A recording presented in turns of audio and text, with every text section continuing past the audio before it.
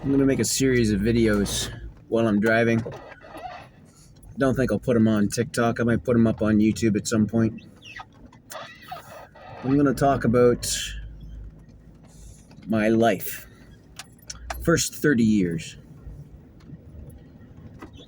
How I saw it as I lived through it. How I see it now is significantly different, but I have a different perspective. At the age of 13, month before my 14th birthday, I was a narcissist. It was a learned behavior. I was already self-justifying, building my false self, trying to figure out a way that a mildly autistic, talentless, with respect to people skills, person could manipulate others into believing the lies that I was telling myself. I was getting good at it. I was on my way to church. It was between Wellington and Bloomfield. The only time in my life that I've heard a voice in my head. That voice said 2 words. Youth pastor. It scared the hell out of me.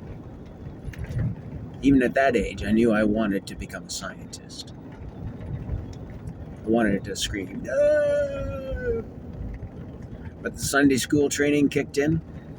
When God tells you to do something, you do it. Oh, no, yeah, I assumed it was the voice of God.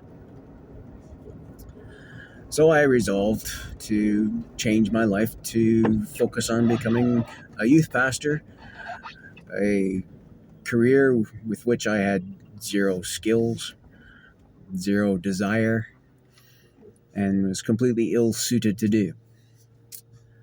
I knew that I was lacking. I didn't understand narcissism at that point. I didn't know what was wrong with me. I knew I was falling short of the mark, that I was cutting corners. I didn't understand the severity of it. But I resolved to become more of a person that could teach others about Christian behaviors and Christian beliefs. Someone representative of what I saw as the positive aspects of the religion. So I started working on myself. I didn't tell anyone.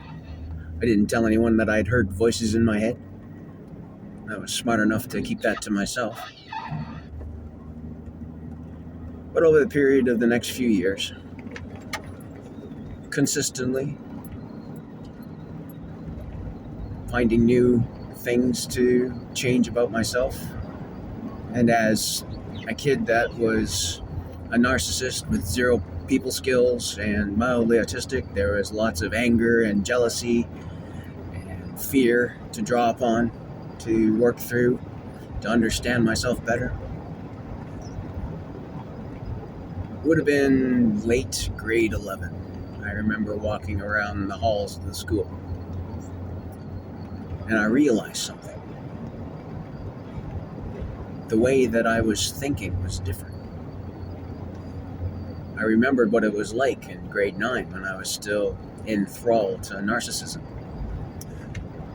The difference can be metaphorically compared to a choppy pond or body of water versus a calm, still body of water.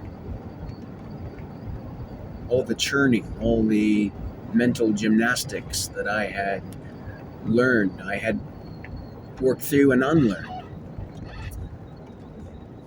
without even trying.